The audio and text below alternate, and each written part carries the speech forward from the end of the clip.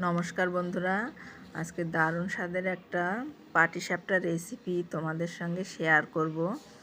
এই পাটিসাপটাটা বানানোর জন্য প্রথমে ব্যাটার রেডি করে নেব। এখানে আমি 2 বাটি চালের গুঁড়ো আর হাফ বাটি ময়দা নিয়েছি, আর নিয়ে নিলাম স্বাদ মতো নুন আর স্বাদ মতো চিনি। যে যেমন মিষ্টি খাবেন সেই অনুপাতে চিনিটা দেবেন। এইবার আমি এই শুকনো উপকরণগুলো ভালো করে মিশিয়ে নেব। মেশানো হয়ে গেছে। এইবার আমি এই মিশ্রণটাকে গুলে নেব, ব্যাটার রেডি করে নেব। এই ব্যাটারটা রেডি করার জন্য এখানে আমি দুধ নিয়েছি। এই দুধটা আমি জাল করে ঠান্ডা করে নিয়েছি। এই দুধ দিয়ে আমি পুরো ব্যাটারটা রেডি করব। তোমরা দেখো আমি কিভাবে ব্যাটারটা রেডি করি। এইভাবে ব্যাটার রেডি করে তোমরা যদি পাটিসাপটা বানাও, তোমরা যে কোনো কড়াইতে পাটিসাপটা বানাতে পারবে। ননস্টিক কড়াই লাগবে না, যে কোনো কড়াইতে পাটিসাপটা বানাতে পারবে এই রেসিপিটা যদি তোমরা ফলো করো। এই যে ব্যাটারটা এইভাবে আমি খানিকক্ষণ ফেটিয়ে নিলাম। দেখো কিভাবে আমি ফেটিয়ে নিলাম। এইবার আমি 10 মিনিটের জন্য ঢাকা দিয়ে রাখবো। ফিরে আসছি 10 মিনিট পরে।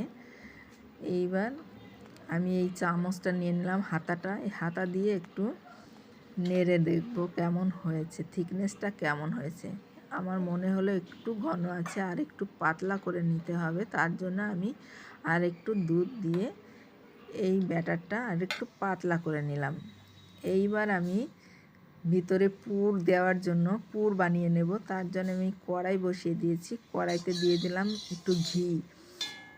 এই ঘিটা কড়াইয়ের চারিদিকে ছড়িয়ে দিয়ে দিলাম আমি আমার পরিমাণ মতো সুজি, আর দিয়ে দিলাম চালের সুজি। আমি যে চালটা আমি গুঁড়ো করেছি, চালটা আমি মিক্সিতে গুঁড়ো করেছি, মানে মিক্সার গ্রাইন্ডে। তারপরে যে চেলে নিয়েছি, চালার পর যে সুজিটা বার হয়েছে আমি সেই সুজিটা দিলাম। তারপরে দিয়ে দিলাম আতপ চালের গুঁড়ি। এই 3টে উপকরণ আমি ভালো করে ভেজে নেব, যে ঘি দিয়ে ভালো করে ভেজে নেব। ভাজা হয়ে গেছে। এইবার আমি দিয়ে দেব দুধ। আমি এই বাটিতে 1 বাটি দুধ দিয়ে দিলাম।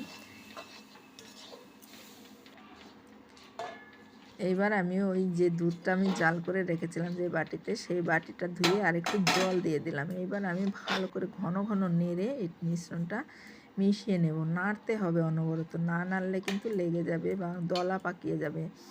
এইবার দিয়ে দিলাম আমি 3টে এলাচ দানা, আর এখানে আমি কিছু কাজু বাদাম গুঁড়ো করে রেখেছিলাম, সেই কাজু বাদামটা দিয়ে দিলাম।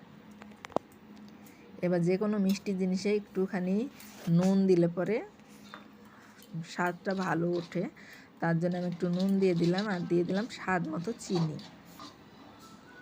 এইবার অনবরত নাড়তে হবে যতক্ষণ পর্যন্ত এই মিশ্রণটা ঘন না হয়ে যায়। মানে এইটা হচ্ছে খিরসা, আমরা বলি খিরসা। ভিতরে পাটিসাপটার ভিতরে এই পুরটা দেব। এবার রেডি হয়ে গেছে, আমি নামিয়ে নিলাম খিরসাটা। এই যে এই থালায় আমি নামিয়ে নিলাম, আর এই যে ব্যাটার। এইবার আমি পাটিসাপটাটা বানাবো। তার জন্য আমি কড়াইতে একটু তেল মাখিয়ে নিলাম। আমি একটা পরিষ্কার কাপড় নিয়েছি, কাপড়ের টুকরো দিয়ে আমি কড়াইয়ের চারিদিকে তেলটা লাগিয়ে দিলাম। তারপর আমি 1 হাতা ব্যাটার দিয়ে দিলাম, দিয়ে কড়াইটা 2 দিকে ধরে কড়াইয়ের চারিদিকে আমি ছড়িয়ে দিলাম। এইবার যে খিরসাটা আমি বানিয়ে রেখেছি, যে পুরটা, সেই পুরটা আমি ভিতরে দিয়ে মাঝখানে দিয়ে দিলাম। তারপরে আমি এই পাটিসাপটাটা আমি ভালো করে পেঁচিয়ে নেব। দেখো আমি খুন্তি দিয়েই পেঁচাচ্ছি, এখানে কিন্তু কোনো ঝামেলা হচ্ছে না, একেবারে উঠে যাচ্ছে। এইভাবে যদি এই রেসিপিটা পুরো ফলো করো, দেখবে পাটিসাপটা বানাতে কোনো ঝামেলাই হয় না। এতক্ষণ যারা ভিডিওটি দেখলে তাদেরকে অসংখ্য ধন্যবাদ। Thank you.